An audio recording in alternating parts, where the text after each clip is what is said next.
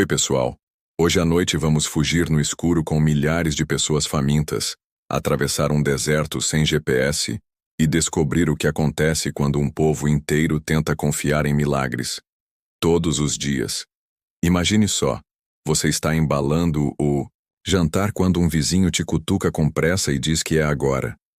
Não tem tempo de preparar nada elaborado. Só o básico, um pão sem fermento, tipo uma bolacha gigante sem graça. Tudo porque Moisés apareceu do nada dizendo que o faraó finalmente cedeu. É pegar seus filhos, empacotar o que der nas costas e sair. No susto.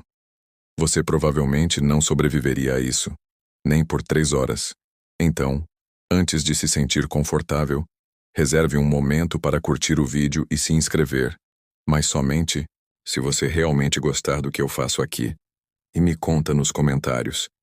De onde você está assistindo e que horas são aí? Agora diminua as luzes. Talvez ligue um ventilador para aquele zumbido suave de fundo. E vamos começar a jornada desta noite juntos. A escuridão cobre o Egito como uma cortina pesada. Você caminha devagar, tentando manter seus filhos calmos, e o saco de farinha equilibrado no ombro. Lá na frente, você vê tochas balançando nas mãos dos levitas, e atrás, o silêncio nervoso de milhares de pés descalços na areia. Na pressa, muita gente esqueceu coisas básicas. Um senhor idoso esqueceu até o cajado dele, improvisando um com um galho torto. Você percebe que está carregando a tigela da sua avó e não sabe bem por quê. Talvez porque ela estava no armário mais fácil. Cada passo é acompanhado por um pensamento incômodo. E se o faraó mudar de ideia? Spoiler, ele muda. Atravessando vilarejos, você vê os egípcios nas portas, em silêncio. Não gritam, não atacam. Estão apavorados demais com o que aconteceu na noite anterior, o momento em que todos os primogênitos deles, pararam de respirar. É tenso. Você tenta não olhar para os olhos deles, e é aqui que a primeira curiosidade aparece. A tradição hebraica diz que muitos dos escravos que saíram com Moisés não eram só hebreus. Eram também egípcios e de outras origens. Gente que viu as pragas e pensou, melhor ir com esse povo aí. Era uma multidão bem variada. Historiadores ainda discutem se a travessia foi um evento literal ou simbólico. Alguns acham que pode ter sido um grupo pequeno que com o tempo virou lenda. Outros acreditam que foi exatamente como está escrito. Mas hoje, você está vivendo como se fosse real. Cada passo na areia contando. A madrugada avança. Crianças dormem nos ombros dos pais, mulheres cochicham sobre o que vão comer amanhã, ninguém sabe. Você começa a se perguntar se tem algum plano mesmo, porque até agora, tudo parece bem improvisado. E aí vem o aviso. Vire à esquerda. No deserto de Etã. Sim, Moisés recebe instruções como se tivesse um Waze profético ligado direto com o céu. Mas o destino parece esquisito. Em vez de ir direto para Canaã, você percebe que estão indo para o sul, em direção a um mar gigantesco. Mas não tem ponte. Alguém comenta. É aí que começa a dar aquele frio na barriga. O acampamento é montado rápido. Crianças dormem no chão. Camelos se deitam como sacos de batata peludos, mas você não dorme, porque você escutou. Escutou o barulho dos cavalos egípcios vindo atrás, rápidos, furiosos, armados. Então imagine o desespero quando você vê o mar diante de você. É como estar encurralado entre um tsunami e um batalhão. Você pensa, acabou. Mas aí algo acontece. Você vê Moisés levantar o cajado. O mar, aquele mar que você jurava que ia ser seu fim, começa a se abrir. Literalmente. Como se alguém tivesse cortado o oceano com uma faca gigante. O chão fica seco, como um leito de rio abandonado. E o povo corre. Corre como se o céu estivesse pegando fogo. Você corre também. E tropeça, claro. Porque alguém deixou um cesto de tâmaras bem no meio do caminho. Mas você levanta e segue, com o vento soprando das laterais. As paredes de água são tão altas que parecem prédios. Um peixe te encara de dentro do oceano empilhado. Estranho. Fato curioso. Alguns estudiosos sugerem que o termo hebraico original para mar pode se referir a pântanos ou lagoas rasas, mas na sua experiência agora, isso é um aquário vertical com você no meio. Chegando do outro lado, você mal acredita. Pisos secos. Respiração pesada. Você olha para trás e vê o exército entrando no mar, só para desaparecer quando as águas voltam. Silêncio. É nesse momento que o povo inteiro começa a cantar. E você, mesmo sem entender direito a letra, canta também.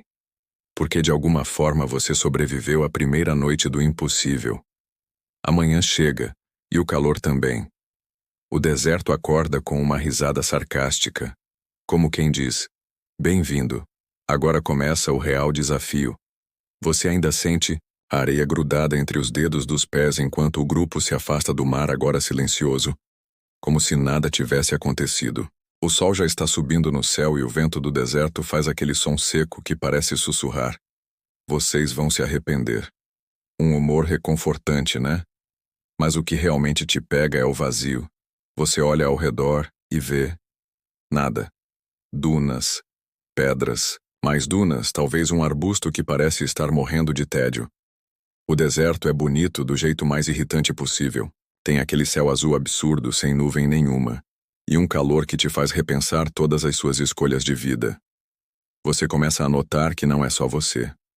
As pessoas estão inquietas, crianças reclamam, idosos suam, camelos resmungam com aquele som que parece uma buzina desajustada. Você se pega dizendo coisas como: não acredito que esqueci o cantil, ou será que aquele egípcio vendia protetor solar? Você caminha, por horas. O sol parece seguir você como um holofote. Até que o pior acontece. A água acaba. Não, é uma metáfora. A água acabou. Aquela que vocês trouxeram em jarros, odres, panelas, até em capacetes improvisados. Foi. E a garganta começa a secar mais rápido do que seu senso de otimismo. Finalmente, uma gritaria lá na frente. Água! Água! Você corre. Porque claro que corre. E lá está ela, uma fonte brotando de uma pedra. Maravilhosa, transparente, brilhando sob o sol. Você enfia as mãos, bebe com vontade, e cospe no mesmo segundo. É amarga. Tipo, suco de pilha. Com gosto de remédio vencido. A fonte de Mara, dizem. Sim, esse é o nome do lugar. Mara, que significa amarga. Uma ironia que o deserto oferece com gosto. Fato histórico amplamente conhecido. A travessia do deserto durou 40 anos, mesmo sendo uma distância que você poderia fazer a pé em tipo 2 semanas. O motivo? Bem, como você verá, o povo hebreu não era exatamente fácil de lidar. Mas nesse momento você presencia seu primeiro milagre regulador de pH. Moisés joga um pedaço de madeira na água e por algum motivo ela fica doce. Você hesita, mas prova de novo. E sim, agora, dá para beber. Ainda tem gosto de água morna, mas é potável. E isso já é luxo. Você aprende uma lição valiosa. No deserto, até uma água sem gosto de ferrugem pode parecer uma bênção celestial. Mais alguns dias de caminhada e você começa a entender a rotina. Andar, suar, reclamar, acampar, repetir. Mas um padrão começa a surgir. Toda vez que o povo está prestes a se desesperar, algo acontece. Às vezes é um oásis. Às vezes é uma nuvem que cobre o sol. Às vezes é Moisés subindo num monte para conversar com alguém invisível. Aliás, essa nuvem, você já reparou, nela, uma enorme massa branca que parece ter personalidade própria te guiando. Quando ela para, o povo para. Quando ela anda, todos andam. Você pensa, será que ela tem nome? Tipo Geraldine? Curiosidade excêntrica do episódio.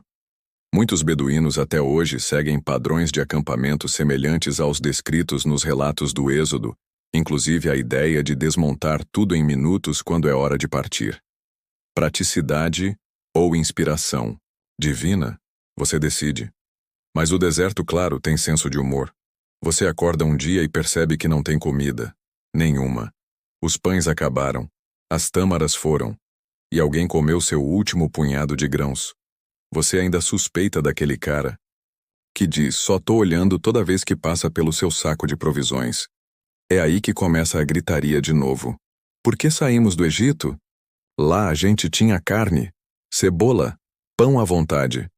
Você sente vontade de rebater com também tinham chicotes e construção forçada, né? Mas decide não entrar em polêmicas antes do café da manhã, que, aliás, não existe. E então, outro milagre. Você acorda e vê o chão coberto com algo estranho. Parece geada mais doce, um pozinho esquisito. Você pega, prova. E até que é bom, meio entre mel e cereal matinal sem leite. Esse é o maná, o famoso pão do céu. As regras são simples, colha o necessário pro dia. Não guarde. Confie que amanhã vai ter mais. Claro que alguém tenta guardar. E claro que dá ruim. Acorda com o pão cheio de vermes. Mais tarde, ao entardecer, chegam codornizes. Aves voando baixinho, como se tivessem perdido a direção. Você pega uma, outra cai no seu colo.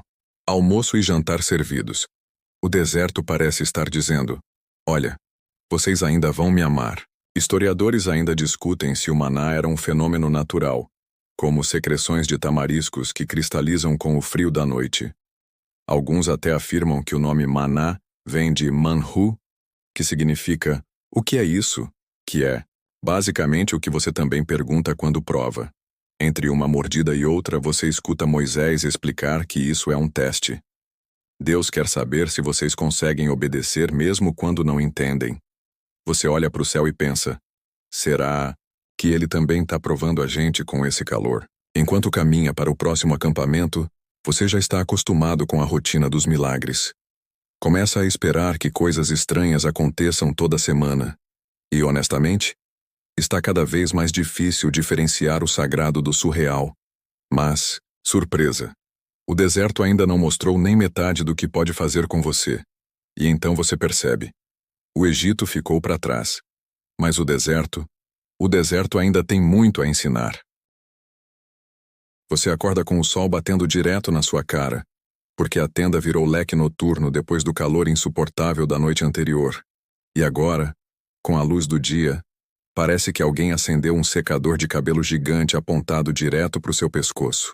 Parabéns. Você está 100% oficialmente no deserto. Hoje é dia de seguir viagem de novo. Você já perdeu a conta de quantos acampamentos foram. Uns tinham areia. Outros, também. Mas você começa a notar que o deserto tem camadas. Tem um tipo de areia que parece farinha. Outra que parece bolinha de gude moída. Às vezes você pisa numa pedra tão quente que seu pé reclama em aramaico. Mas hoje é especial. Porque depois de caminhar por horas e ver apenas miragens e escorpiões que parecem dizer: volta pro Egito, criatura, vocês finalmente avistam algo novo. Árvores. Altas. De verdade. Com folhas verdes. E o melhor. Sombreamento. Você corre até elas como quem viu uma piscina em promoção. E lá no meio, água. Sim, mais uma fonte. Mas desta vez, boa de verdade. Doce, limpa, fria. A galera quase briga por lugar na fila. Uma senhora toma banho com tanta felicidade que parece estar num comercial de shampoo. A alegria é coletiva, fato histórico amplamente conhecido. O deserto de Sin, onde vocês estão agora, fica entre Elim e o Sinai. Sim, sim. E não é piada. Mas bem que parece. Você se senta com um grupo de outros viajantes. Estão falando sobre a tal nuvem que guia o povo. Tem gente que jura que viu olhos nela. Outros dizem que ela muda de cor à noite. Você ainda está tentando decidir se ela tem senso de humor ou só gosta de brincar de quem manda aqui. Mas como tudo no deserto, a paz é passageira, o calor aumenta, o maná daquele dia parece ter vindo meio murcho, e a paciência coletiva está mais frágil do que tenda em vendaval. E aí, claro, vem o problema do dia. Ninguém sabe para onde ir. Moisés recebe instruções, como sempre, mas ele não explica muito. Só diz: vamos ao Sinai. E você pensa: legal, o que tem lá?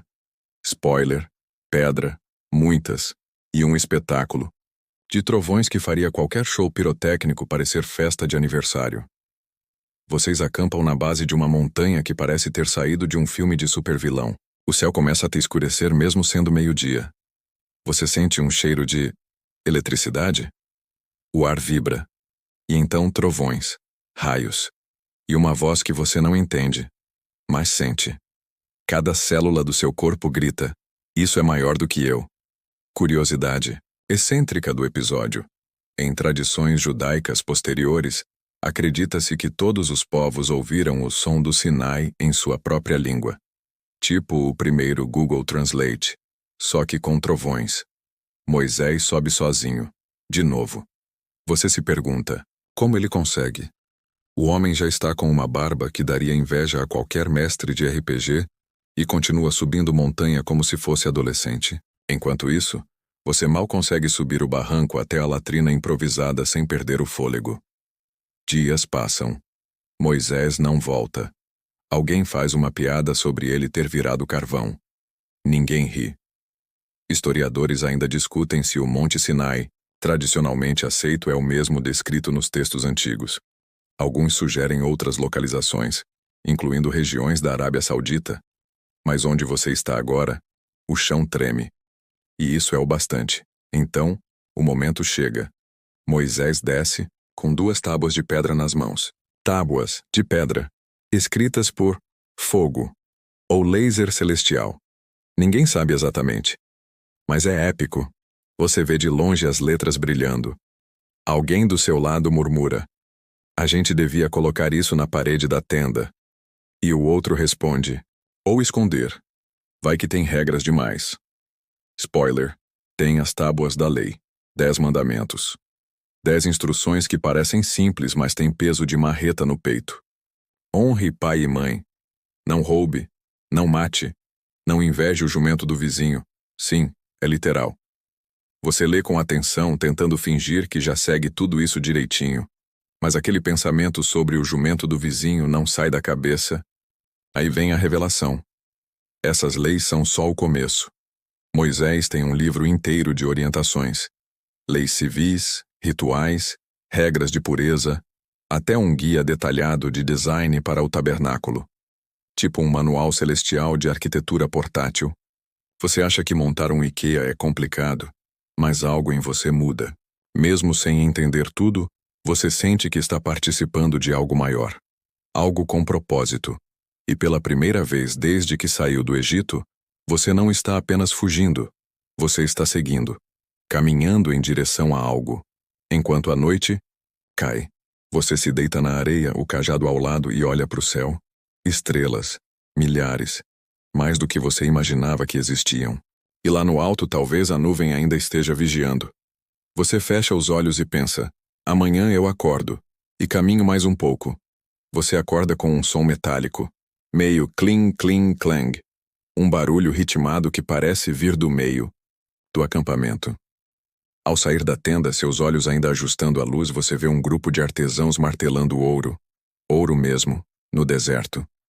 E você pensa: tá, ou eu dormi demais, ou agora estamos brincando de reality show de ferreiros no meio do Saara. Mas a realidade é bem mais absurda do que você espera. Enquanto Moisés lá em cima recebia instruções detalhadíssimas sobre como montar o tabernáculo, com medidas que fariam qualquer arquiteto chorar de emoção, você, junto com o resto do povo, ficou entediado. E acredite, o tédio coletivo é um dos catalisadores mais poderosos de decisões incrivelmente ruins. Um cara sugere: e se a gente construísse um deus? Outro responde: boa, mas tipo, visível, sabe? E aí alguém junta os brincos de todo mundo, derrete tudo, e pã, bezerro de ouro, um ídolo brilhante, dourado, recém-saído da fundição com cara de mascote de time de futebol celestial. Você está lá, assistindo o povo dançar ao redor da estátua, tocando tamborim, comendo carne assada e cantando como se fosse o carnaval em Jerusalém. Uma mistura de desespero e a gente não faz ideia do que estamos fazendo. Fato histórico, amplamente conhecido. Cultos a bezerros eram comuns na antiga Canaã e no Egito. Um símbolo de fertilidade, força e prosperidade. Ou seja, não foi uma escolha aleatória, mas sim influenciada pelas tradições antigas que o povo conhecia. Mas enquanto a festa rola solta aqui embaixo, lá em cima, no alto da montanha, Moisés está recebendo a atualização divina. E Deus não está nada satisfeito. Tipo nível, vou deletar o mundo de novo de insatisfação. Moisés argumenta, implora, faz aquele papel de advogado da galera e consegue uma trégua. Só que ele desce e vê com os próprios olhos. Você nunca viu Moisés assim. Ele olha para o bezerro, para as danças, para as carnes queimando em sacrifício espontâneo, e sua expressão endurece. A mão que segura as tábuas da lei treme, e então, num momento que você vai contar para os netos, bisnetos e talvez até para o moço da tenda ao lado, ele arremessa as tábuas no chão. Elas se estilhaçam. Você ouve o som seco da pedra quebrando. Um silêncio mortal cai sobre o acampamento. Até os músicos param. Um cordeiro berra ao fundo.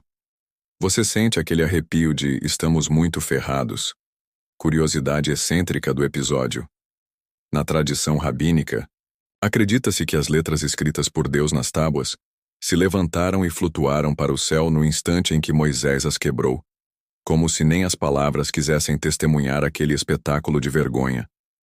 Moisés, então, faz o impensável, derrete o bezerro, moído virado em pó misturado à água. E você mesmo tem que beber. Sim, água com ouro. O suco mais amargo da culpa coletiva. E, francamente, tem gosto de decisão mal pensada misturada com arrependimento de véspera. Historiadores ainda discutem se a narrativa do bezerro de ouro representa um evento literal ou simbólico. Alguns sugerem que foi uma crítica tardia aos reinos do norte de Israel, que usavam ídolos bovinos. Mas ali, com a água dourada escorrendo garganta abaixo, a simbologia pouco importa. O dia termina com punições duras. A tribo de Levi se destaca, por ficar do lado de Moisés, e a divisão no acampamento nunca pareceu tão real. Você sente o peso da vergonha, não por ter participado, mas por ter deixado acontecer. No dia seguinte, Moisés sobe novamente. Sim, ele sobe de novo. Você quase não acredita. Esse homem é tipo atleta olímpico da fé e do cardio. Dessa vez ele leva 2 novas tábuas. Tenta recomeçar, e você começa a perceber um padrão desconfortável. O povo erra, Moisés sobe, Deus perdoa em partes e tudo recomeça. Tipo um loop eterno entre redenção e recaída. No retorno, Moisés brilha. Literalmente. O rosto dele emite luz, tão forte que ele precisa cobrir com um véu, porque ninguém consegue olhar diretamente. Você pensa, beleza, agora sim, estamos oficialmente num filme de ficção celestial. Com o tempo, começam os preparativos para o tabernáculo. É, tipo um templo móvel, um QG de Deus no meio do deserto. E as instruções são tão específicas que parece que alguém estava com uma fita métrica divina na mão. Você ajuda a erguer a estrutura, costura tendas, instala colunas e até aprende sobre tinturas com carmim de insetos esmagados. Sim, carmim, o mesmo usado em alguns cosméticos hoje. O deserto é um museu ambulante. Quando finalmente o tabernáculo fica pronto, a nuvem desce sobre ele. Uma presença pesada, densa, quase tátil. Você se sente pequeno, protegido, observado, tudo ao mesmo tempo. À noite o fogo aparece sobre a tenda, não destrói, não assusta. Só está lá, como se dissesse, continuo com vocês, mesmo depois de tudo. Você se deita, exausto, ainda pensando no ouro, na água amarga, na luz do rosto de Moisés, e se pergunta, será que amanhã conseguimos passar um dia sem drama? Spoiler. Não. Mas você já sabe disso. Hoje o dia começa com poeira entrando no seu nariz antes mesmo de você abrir os olhos. Alguém está varrendo perto da sua tenda, o que é engraçado, porque no deserto, varrer é basicamente reorganizar a areia. Você espirra, levanta e olha ao redor. Mais um dia, mais uma etapa da jornada. Só que agora o acampamento está diferente. Organizado. O tabernáculo está no centro. As tribos em volta como um tabuleiro vivo. Tem até bandeiras. Um povo que há poucas semanas estava construindo um ídolo de ouro, agora está usando uniforme e seguindo o mapa. Vai entender. Você escuta o som dos sacerdotes, os levitas, preparando os rituais matinais. Incenso, lavagens, cordeiros. O cheiro mistura sangue, fumaça e algo docemente especiado. É estranho, mas reconfortante. Você começa a entender que essas repetições têm poder. Elas criam ritmo no meio do caos. E aí vem a notícia. É hora de partir de novo. Mas desta vez, não é só pegar as coisas e sair. Existe todo um protocolo. A nuvem sobe, a arca vai à frente e o povo caminha conforme o sinal. Parece tudo muito planejado até alguém reclamar da comida. Sim, de novo. Dessa vez não é só sobre o maná, que agora parece uma granola celestial. O povo quer carne. De verdade. Com gordura, osso, tudo. E não disfarça. Começa a chorar. Sim, chorar. Pelo menu do Egito. Com emoção. Fato histórico amplamente conhecido. O maná é descrito como algo semelhante à semente do coentro, com gosto de bolo de mel. Mas depois de meses, até bolo de mel parece papelão. Você escuta os murmurinhos. Lembra dos peixes? Dos pepinos, das cebolas, e você pensa, cara, cebola? Mas aí lembra que está comendo maná seco há 40 dias seguidos e entende. Moisés, já cansado, olha para o céu como quem pede 1 minuto de paz, por favor. E então, Deus envia carne.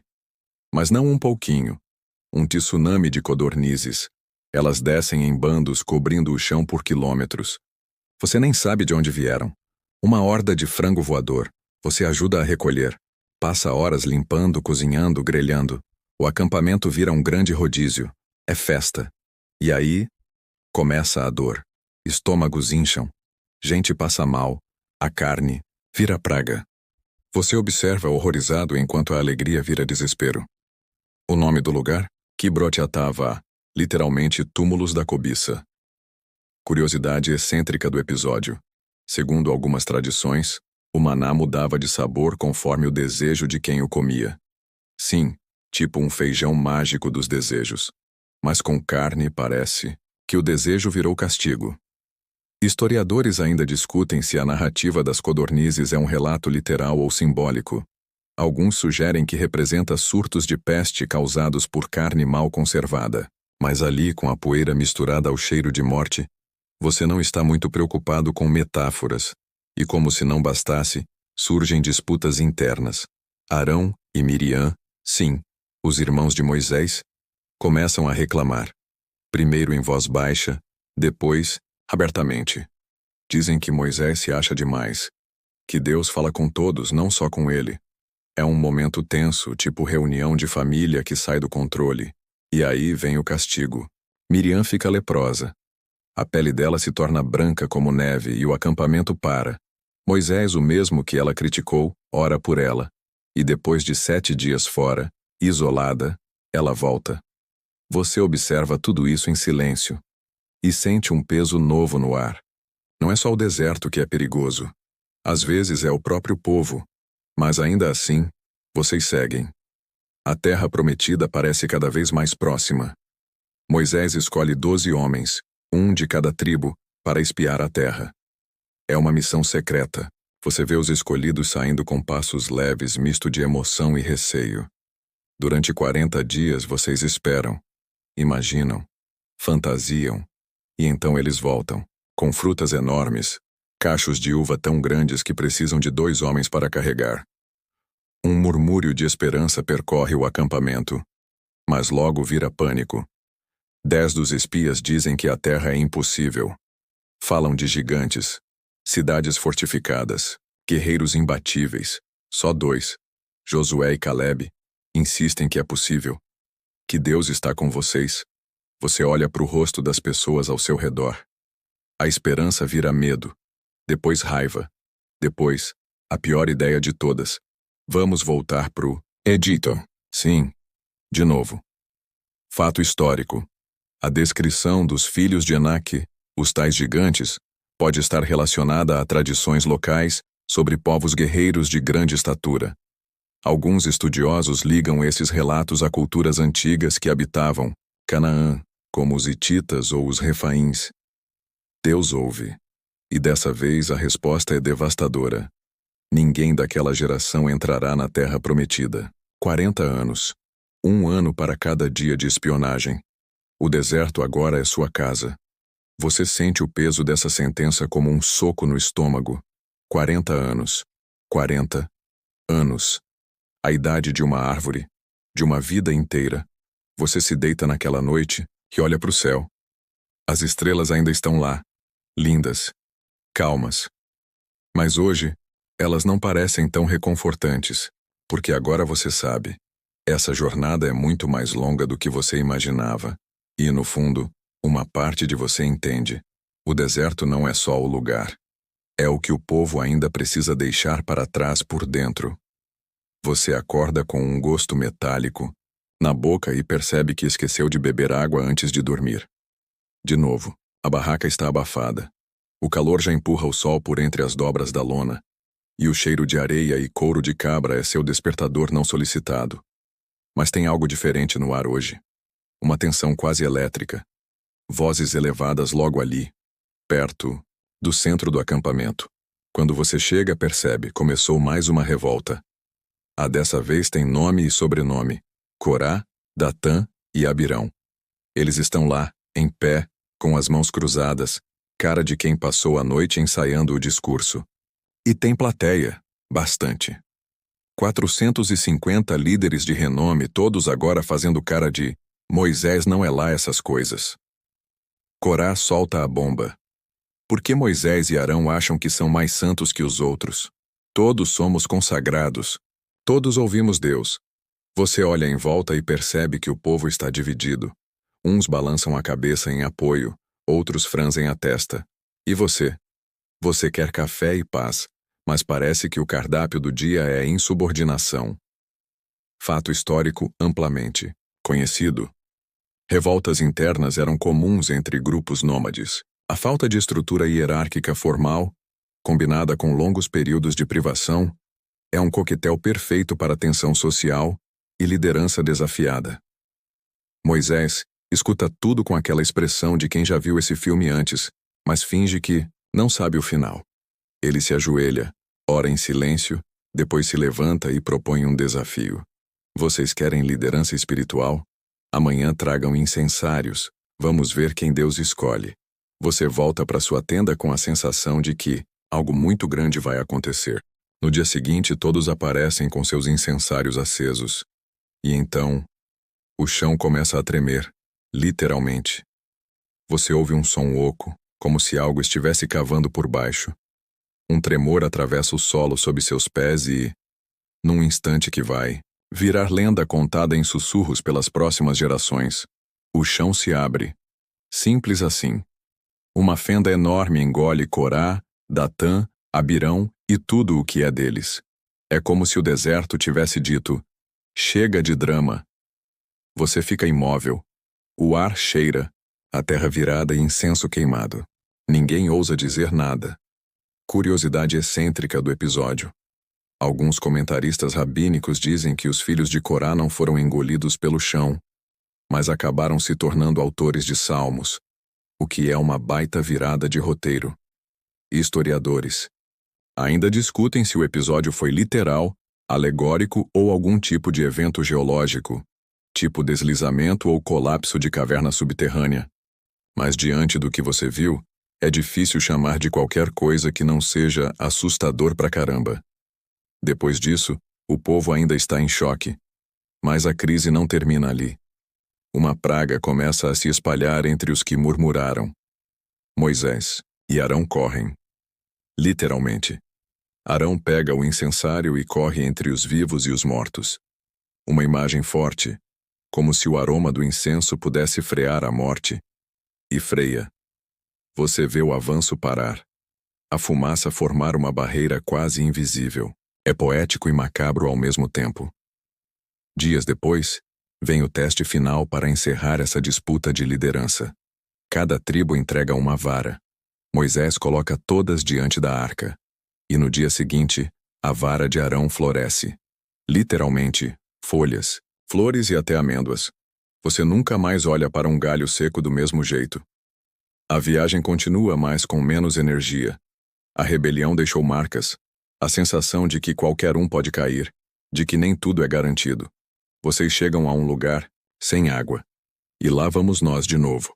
Dessa vez Deus dá a Moisés uma instrução clara. Fale a rocha.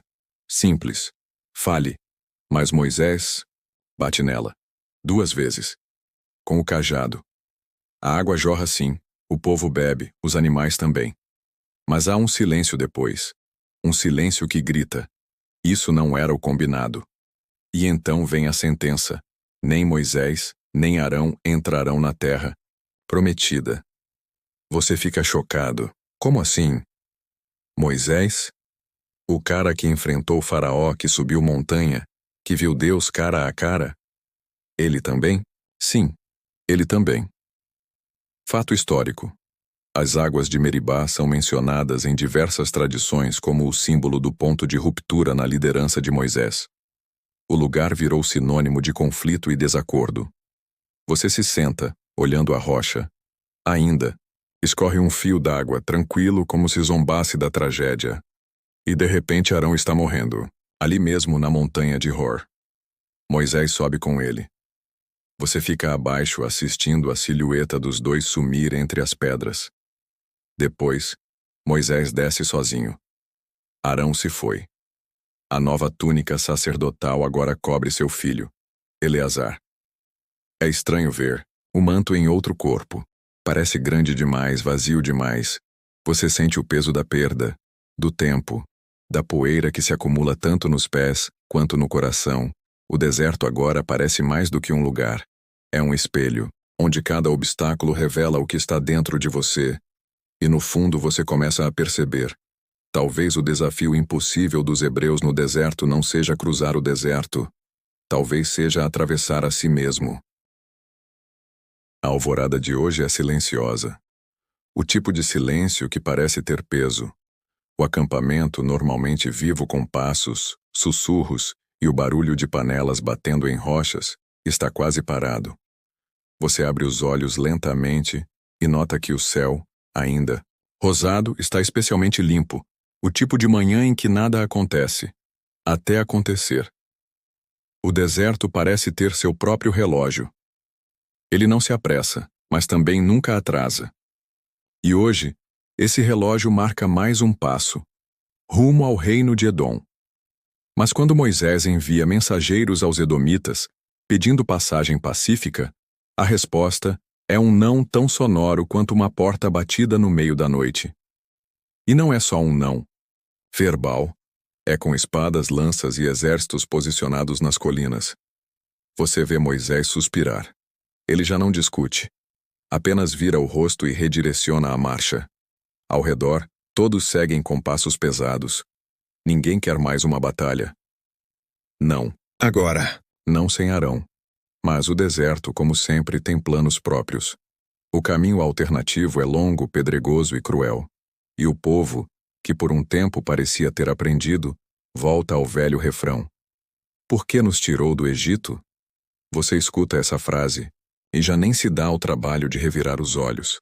O deserto, aparentemente, também está cansado da reclamação, porque dessa vez ele responde com algo diferente. Serpentes, não metáforas. Não figuras de linguagem, cobras de verdade. Venenosas, silenciosas, rápidas. Você vê os primeiros gritos. Peles marcadas por mordidas escuras. Gente caindo no chão, ofegante. Um caos repentino se instala. As serpentes não atacam em hordas, mas em sussurros. Uma surge do nada, morde e desaparece. O acampamento vira um tabuleiro de medo. Fato histórico amplamente conhecido. O deserto do Negev, por onde acredita-se que os hebreus passaram, é habitat de várias espécies de víboras venenosas. As picadas podem ser fatais, especialmente em ambientes sem recursos médicos adequados. Você recua para sua tenda, tentando não pisar em nada estranho, mas o medo rasteja até você mesmo assim. Não é só o medo de morrer. É o medo de que o próprio chão tenha se tornado inimigo. Moisés, sem soluções militares ou médicas, ora. E Deus responde com uma ideia que parece mais uma pegadinha divina. Construir uma serpente de bronze e colocá-la sobre uma haste. Quem olhar para ela viverá.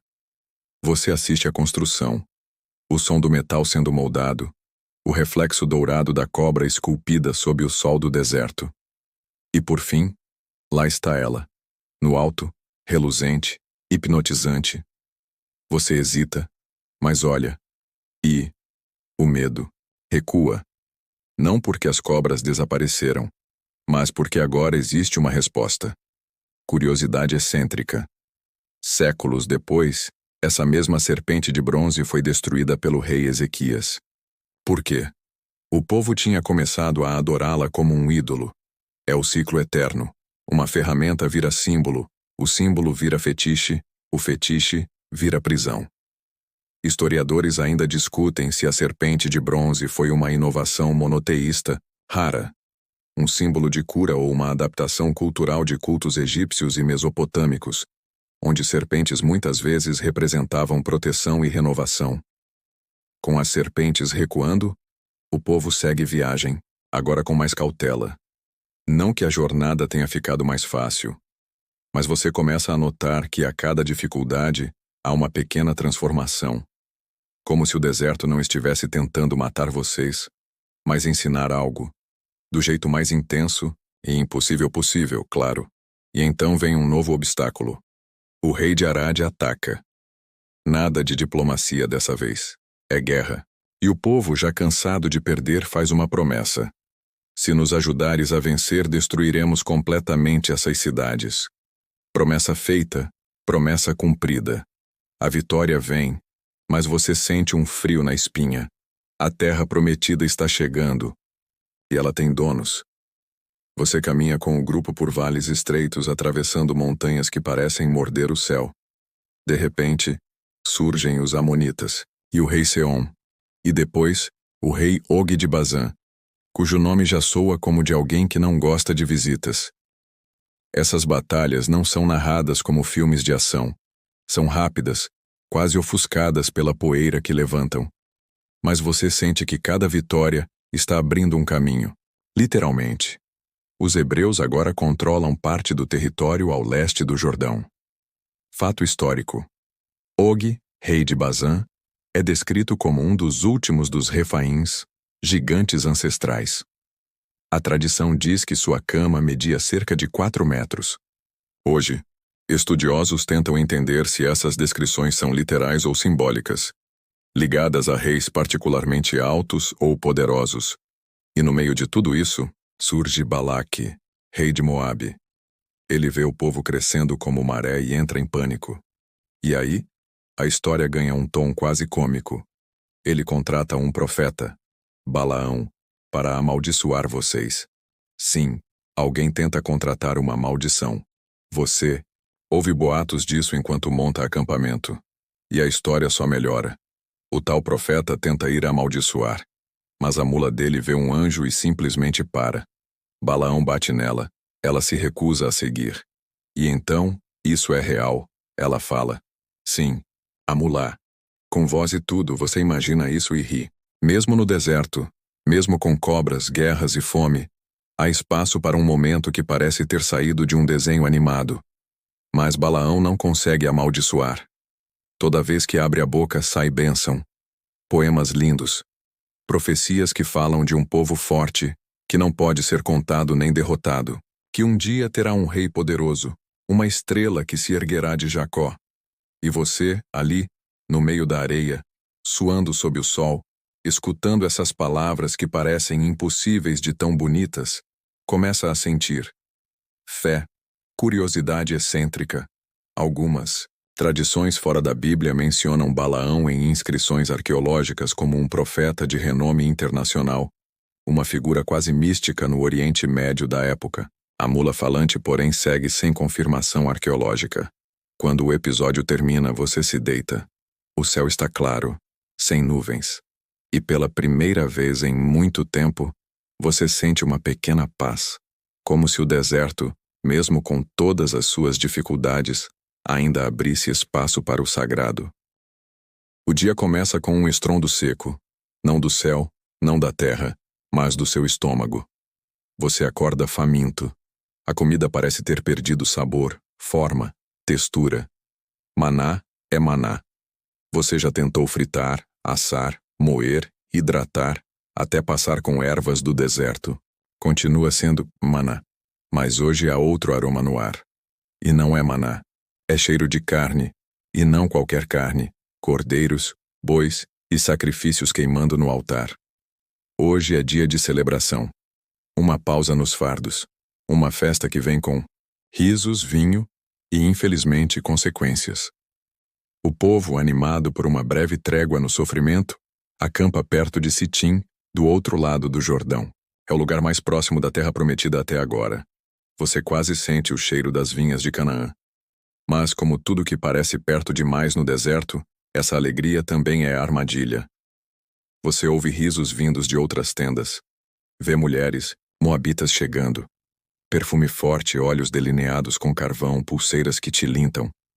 Elas convidam para festas, para sacrifícios aos seus deuses, e um a um, os homens vão cedendo. Não por espada, mas por desejo. Você observa de longe. O acampamento parece um festival. Música, dança, incenso queimando para Baal Peor, o deus local. A linha tênue entre diversão e idolatria se dissolve como névoa no calor. E aí vem a consequência, uma praga. Dessa vez não há cobras, mas febre. Não há terremoto, mas desmaios. Você vê gente cair como folhas secas no vento. O caos volta, e Moisés exausto ordena justiça. É então que surge Finéias, neto de Arão. Ele vê um homem hebreu entrando na tenda com uma mulher midianita, desafiador, quase celebrando a transgressão. Finéias não pensa. Ele age. Com uma lança, e com um só golpe, atravessa os dois. Silêncio. E então, a praga cessa. Você não sabe o que sentir. Alívio? Horror? Admiração? A Bíblia não tem muito tempo para perguntas filosóficas. Deus declara que Finéias ganhou um pacto de paz. A violência, nesse caso, freou o colapso espiritual. Fato histórico amplamente conhecido. O culto a Baal Peor incluía rituais sexuais como parte da devoção. Era comum em culturas vizinhas e profundamente ofensivo aos valores dos hebreus monoteístas. Curiosidade excêntrica. Os rabinos debateram por séculos se o ato de Finéias foi correto ou precipitado. Em algumas interpretações místicas, ele é visto como uma figura messiânica. Em outras, como um símbolo de zelo perigoso. Historiadores ainda discutem se essa praga foi literal ou um surto de doença acelerado por práticas de promiscuidade e falta de higiene. Mas olhando em volta, você sabe que a morte veio rápido. E foi real. A calmaria que se segue é quase incômoda. Moisés ordena um novo censo, o último. Você participa com um suspiro. Cada número, cada nome listado, carrega histórias de perdas, de guerras, de maná e mais maná. E então, o inesperado. Deus manda que vocês ataquem os midianitas. Uma ação direta, não apenas defensiva. Uma missão com objetivo claro: vingança. Você segue com os soldados, mas há uma tensão no ar. Quando a batalha termina, todos voltam com prisioneiras, riquezas, rebanhos. É como se tivessem vencido uma loteria de guerra. Mas Moisés está furioso. Por que deixaram as mulheres vivas? Ele pergunta. Essas mesmas mulheres que causaram o colapso espiritual em Sitim. É um momento duro. As ordens são claras. As consequências, pesadas. Você não vê tudo, mas sente o clima de julgamento pairar sobre o povo. E então, outra virada. 2 tribos, Ruben e Gade, querem ficar do lado leste do Jordão. As terras são boas para gado. Para não entrar na terra prometida? Moisés reage mal, é claro. Parece traição. Mas as tribos negociam. Vão à guerra com os outros, mas depois voltam para seu pedaço de chão. É estranho, mas razoável. Afinal, depois de tanto deserto, qualquer chão que não se mova com cobras já parece paraíso. Você ajuda a montar o novo acampamento. E nota que algo mudou. Moisés está mais lento. Não fisicamente, mas no olhar. Ele passa muito tempo sozinho, subindo montes, observando, como se soubesse que o fim está próximo. Fato histórico. Acredita-se que Moisés tenha morrido com 120 anos, um número simbólico em muitas culturas antigas, representando plenitude ou ciclo completo. Você escuta quando ele chama Josué. Há uma cerimônia simples, mas cheia de peso. Moisés impõe as mãos sobre ele, e todos entendem. A liderança está sendo passada. É o fim de uma era.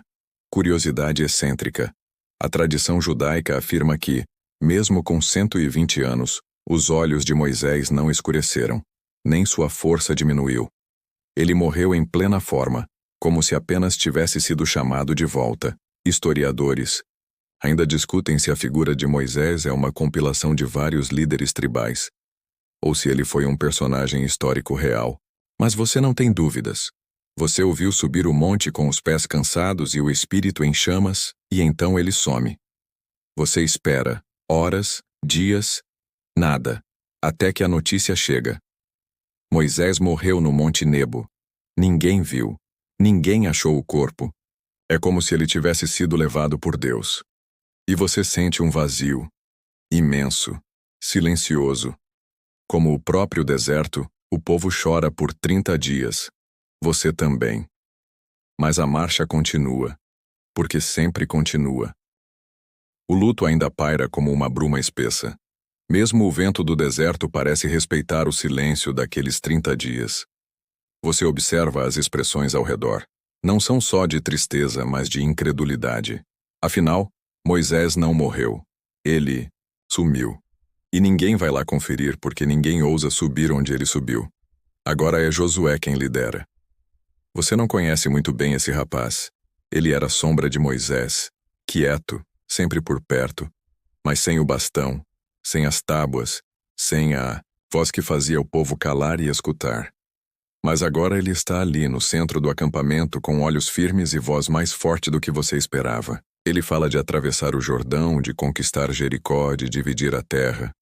O tipo de discurso que há 40 anos teria sido recebido com danças e tambores.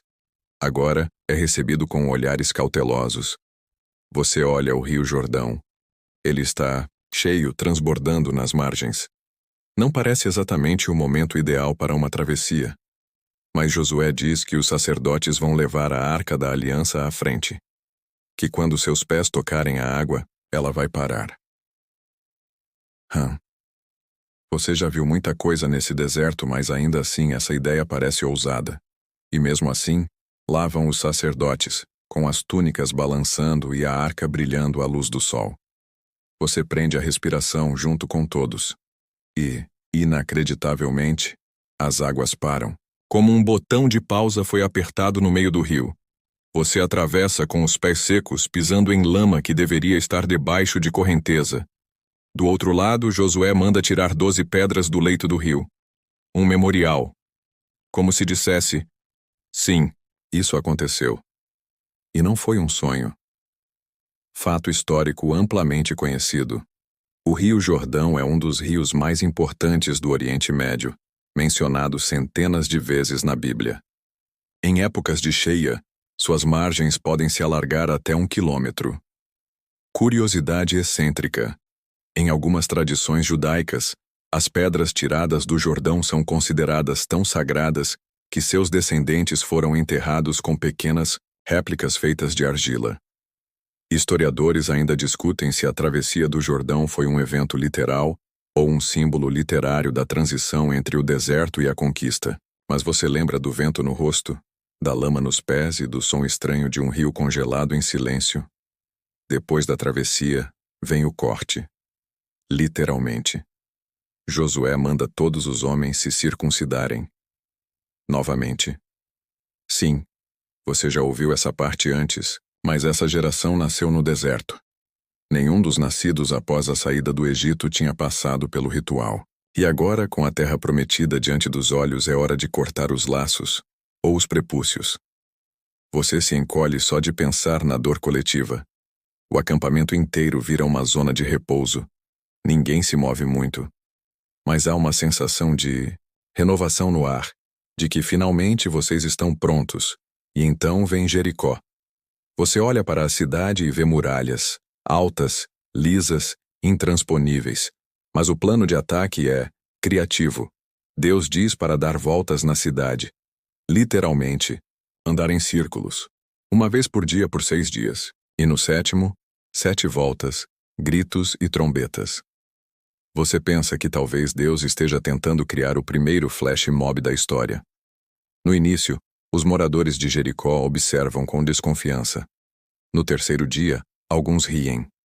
No sexto, o riso vira inquietação. E no sétimo, o chão treme.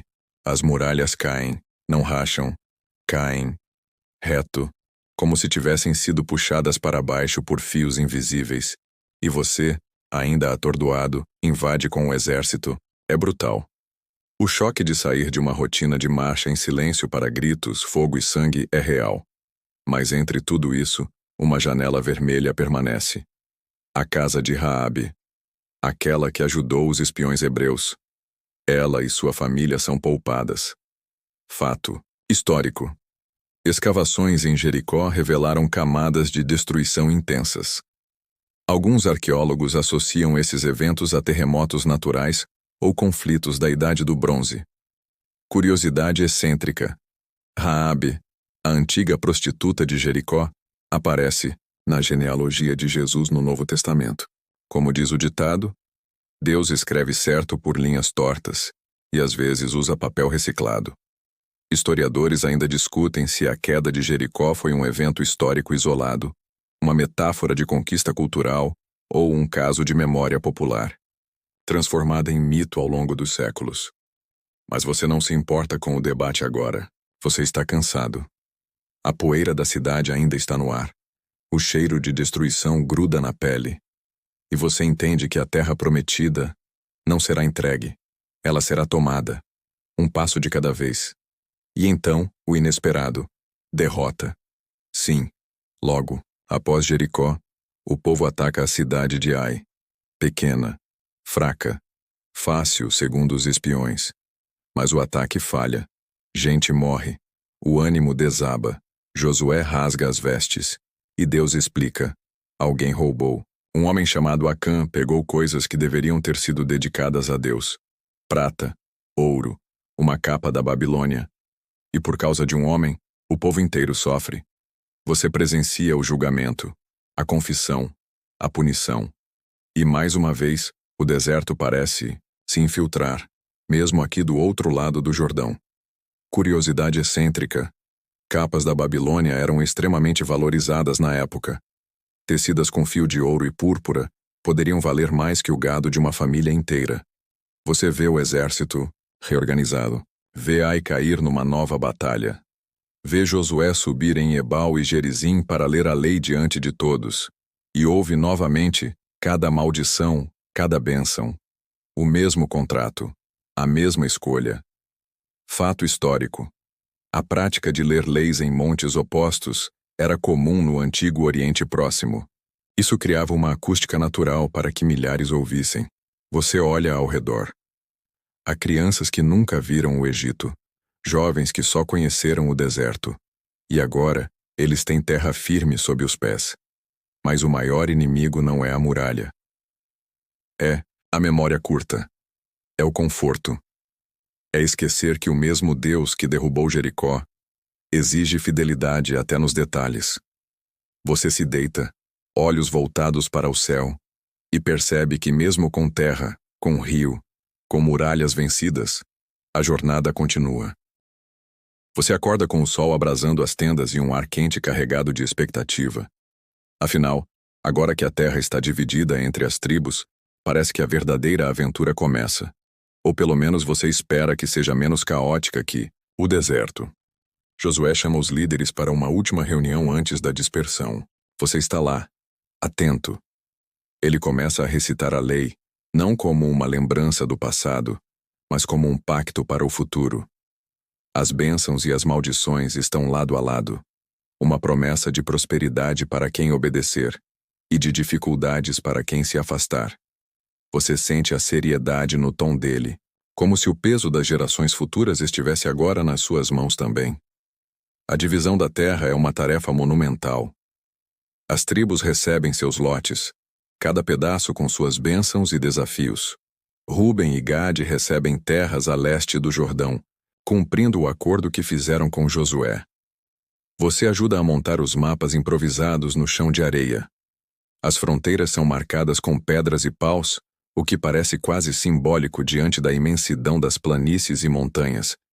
Enquanto isso, as cidades de refúgio são estabelecidas. Lugares onde quem cometer homicídio involuntário pode fugir para evitar vingança até o julgamento. É um conceito justo e surpreendentemente avançado, considerando as circunstâncias. Fato histórico amplamente conhecido. A criação dessas cidades de refúgio é uma das primeiras formas registradas de sistema judicial protetivo e influenciou sistemas legais posteriores. Você percebe que, apesar da dureza do deserto, o povo está tentando construir algo duradouro, uma sociedade com leis e regras que vão além da sobrevivência imediata. Curiosidade excêntrica.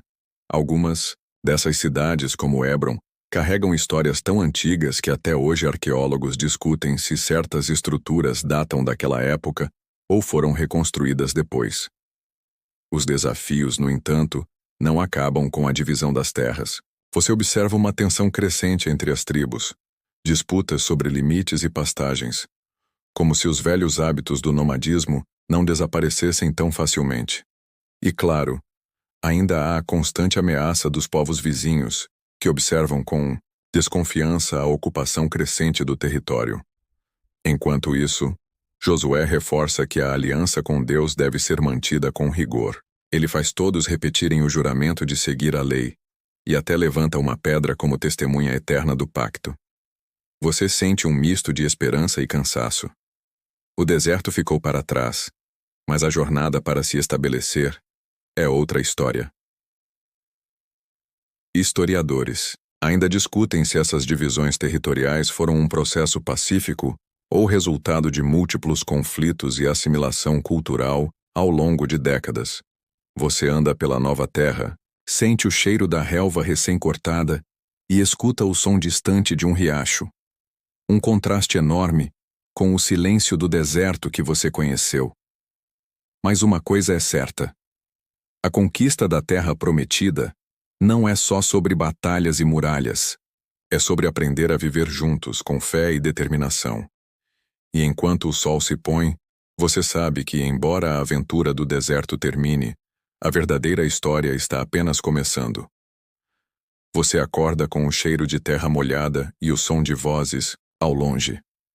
A vida na terra prometida está cheia de sons novos, pássaros desconhecidos, riachos cantando, crianças brincando nas aldeias que começam a brotar. Mas mesmo em meio a essa calmaria, há algo estranho no ar. Um murmúrio entre as tribos, uma inquietação que você não consegue identificar de imediato. A terra prometida não é um paraíso sem problemas. Logo fica claro que as batalhas internas começaram. Algumas tribos questionam a liderança de Josué. Outros reclamam do tamanho das terras recebidas. O espírito de unidade que havia no deserto parece estar se desfazendo. Você ouve histórias de dissidências, de líderes locais que não querem mais seguir as ordens vindas de cima. A antiga união por necessidade começa a ceder lugar a rivalidades. Fato histórico amplamente conhecido. As tribos de Israel frequentemente se envolveram em conflitos internos ao longo da história, mesmo quando unidas contra inimigos externos. A certa altura, você participa de uma assembleia onde o tema principal é a observância da lei. Muitos querem adaptar costumes locais, outros insistem na rigidez. O debate é acalorado, quase político, com argumentos que lembram discussões atuais sobre tradições versus modernidade. Curiosidade excêntrica. Alguns estudiosos acreditam que o nome Israel veio da ideia de um príncipe de Deus, mas também poderia ser um título tribal que foi adotado mais tarde para unificar grupos diversos. Enquanto isso, as ameaças externas continuam.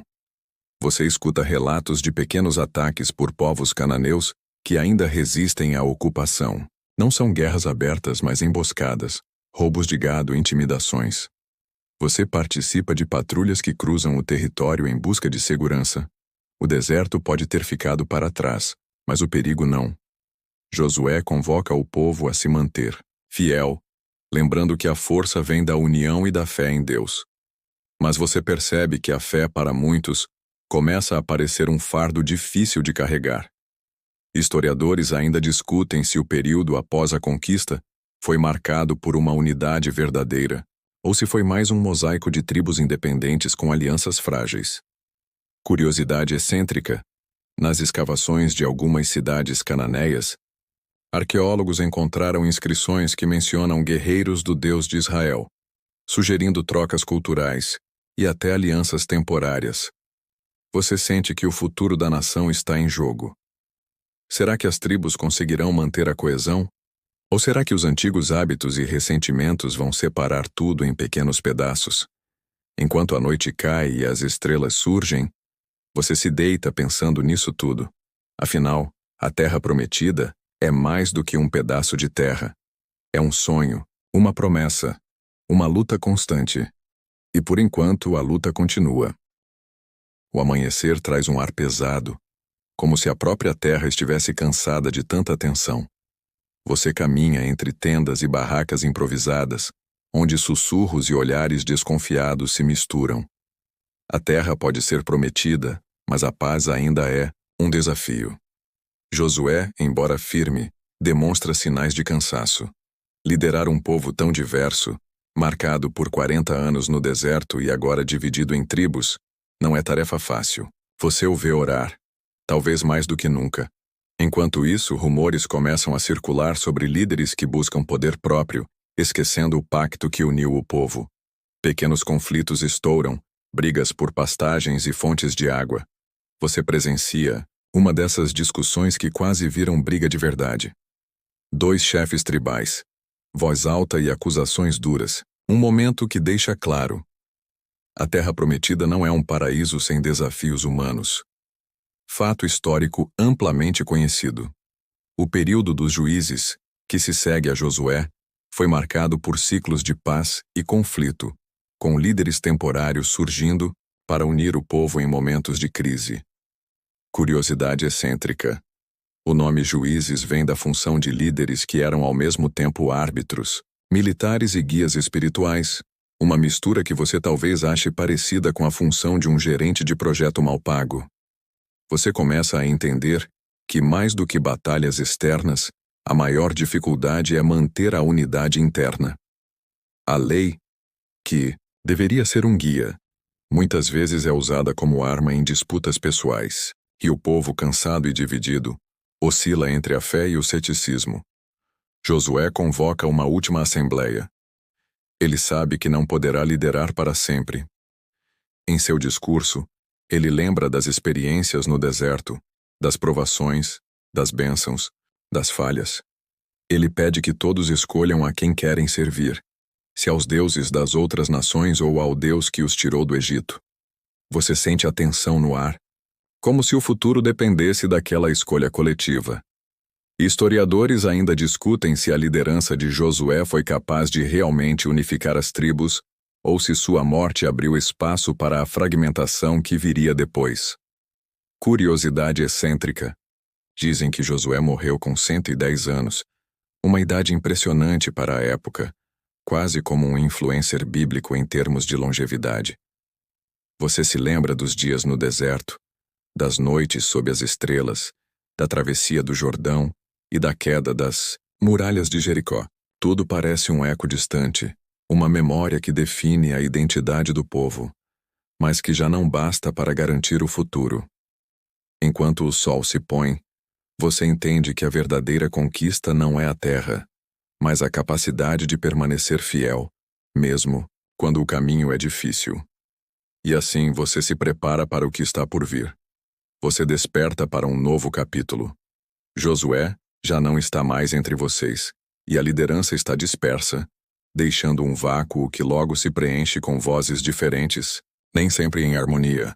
O período dos juízes começa a desenrolar-se, e você sente na pele o peso dessa nova realidade. As histórias que antes pareciam lendas ganham vida diante de você. Débora, a profetisa e juíza, surgindo como uma líder forte em tempos de crise. Gideão, convocado por Deus para enfrentar os midianitas com um exército reduzido, quase uma missão impossível. Sansão, o homem de força descomunal e escolhas questionáveis.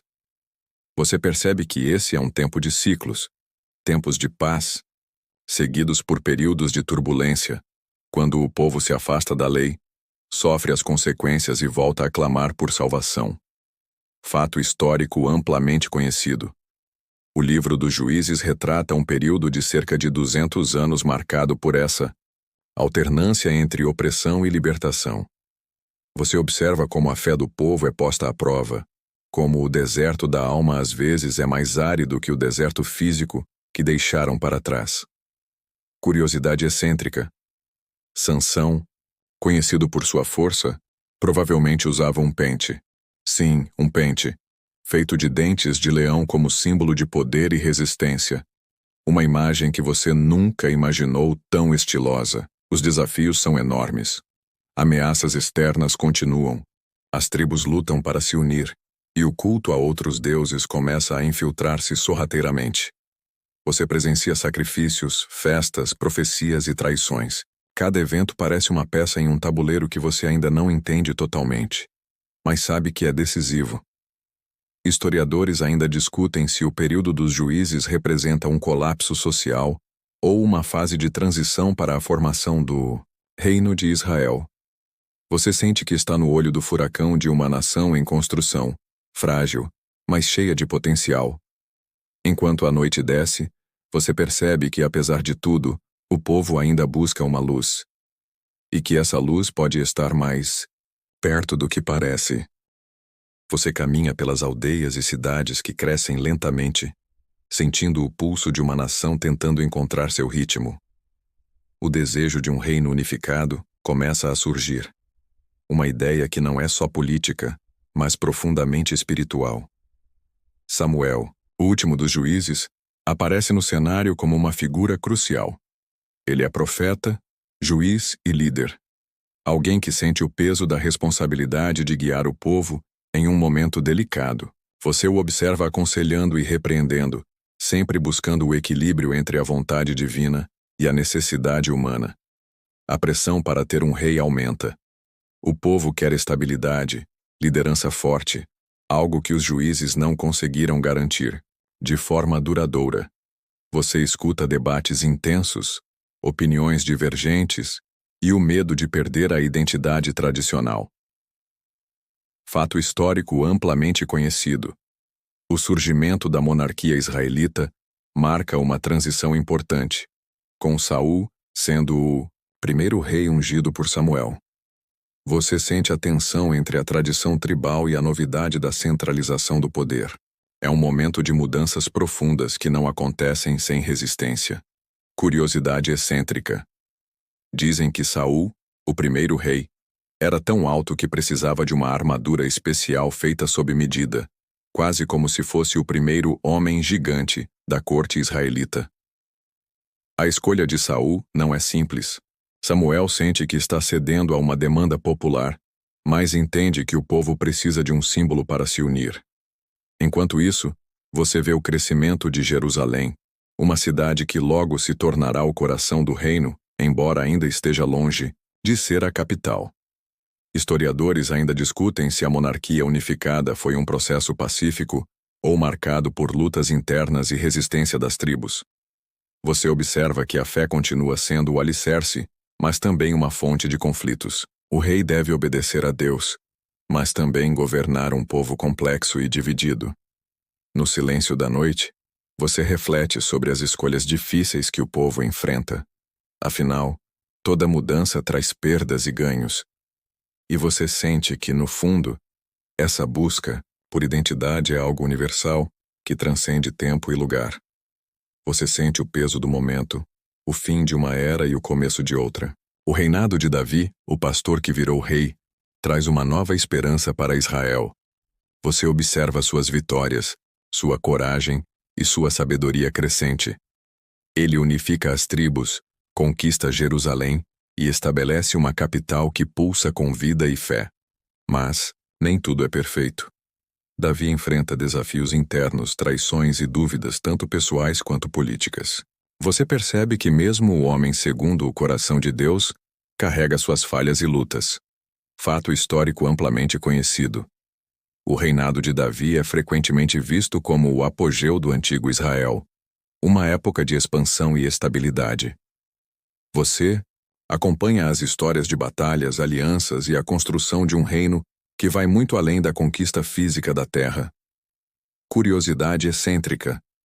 Dizem que Davi tocava a harpa para acalmar Saul em momentos de crise, uma técnica musical que hoje seria chamada de terapia sonora. Enquanto isso, o povo começa a consolidar suas tradições, histórias e leis, transformando o que antes eram experiências orais em uma identidade compartilhada. Historiadores ainda discutem o quanto o Davi histórico se encaixa nas narrativas bíblicas e até que ponto sua figura foi idealizada ao longo do tempo.